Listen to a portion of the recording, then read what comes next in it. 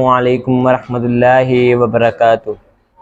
نحمدہ ونصلی علی رسولہ الکریم، اما بعد فاعوذ باللہ من الشیطان الرجیم، بسم اللہ الرحمن الرحیم۔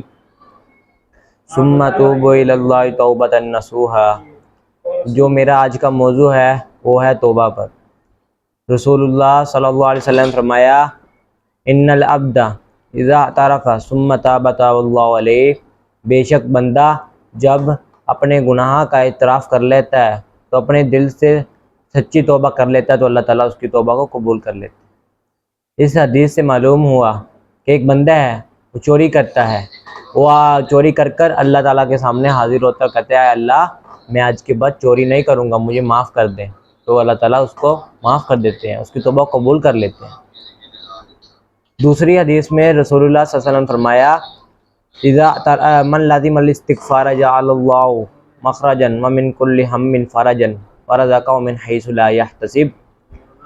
یہ ایک بندہ جب استغفار کو لازم پکڑ لیتا ہے تو اللہ تعالیٰ اس کی ساری پریشانیوں کو دور کر دیتا ہے اور غموں کو دور کر دیتا ہے اور اس کو رزق وہاں سے دیتا ہے جہاں اس کا وہم و گمان بھی نہیں ہوتا۔ اس حدیث سے معلوم ہوا ایک بندہ ہے جو توبہ استغفار کو لازم پکڑ لیتا ہے تو اللہ تعالیٰ اس کی ہر پریشانی اور غم کو دور کر دیتا ہے اور اس کو وہاں سے رزق دیتا ہے جہاں سے اس کا وہم و گمان بھی نہیں ہوتا۔ امام احمد بن حنبل سے روایت ہے کہ وہ سفر کے دوران میں ایک مسجد میں انہوں نے ٹھہراؤ ڈالا اور وہاں پہ بیٹھے، جو مسجد کا نگران تھا اس نے امام احمد بن حنبل کو وہاں نہ رہنے دیا تو ان کو مسجد سے باہر نکال دیا۔ وہ مسجد کے باہر نکل کے بیٹھے تھے تو ایک نان بھائی ان کے پاس آیا روٹیاں پکانے والا، تو اس کو اپنے گھر لے گیا۔ امام احمد بن حنبل نے دیکھا جب بھی وہ کوئی روٹی لگاتا تو اس کے ساتھ استغفار کرتا، تو امام احمد بن حنبل نے پوچھا تم ہر ایک روٹی کے ساتھ استغفار کرتے ہو، تم ہر روٹی کے ساتھ ایک استغفار کرتے ہو؟ تو اس نے فرمایا کہ میں استغفار کرتا ہوں، اللہ تعالیٰ میری ہر خواہش پوری کر دیتا ہے۔ اب میری ایک آخری خواہش ہے کہ میں ایک امام احمد بن حنبل سے ملوں۔ تو اس نے فرمایا، امام احمد بن حنبل نے فرمایا میں امام احمد بن حنبل۔ دیکھو بھائیو، اس نان بھائی کی روٹیاں پکانے والے کی خواہش تھی اور وہ استغفار کرتا رہتا تھا، تو اللہ تعالیٰ نے اس کو امام احمد بن حنبل سے بھی ملا دیا۔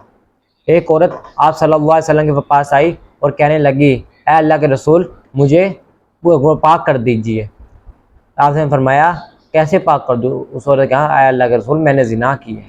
تو آپ صلی اللہ علیہ وسلم نے فرمایا وہ عورت حاملہ تھی، تو آپ صلی اللہ علیہ وسلم نے فرمایا تم جاؤ اپنے گھر اس بچے کو جنم دو، پھر میرے پاس آنا۔ وہ عورت اپنے گھر گئی اور بچے کو جنم دیا، پھر واپسی آئی اور کہا اللہ کے رسول مجھے پاک کر دو۔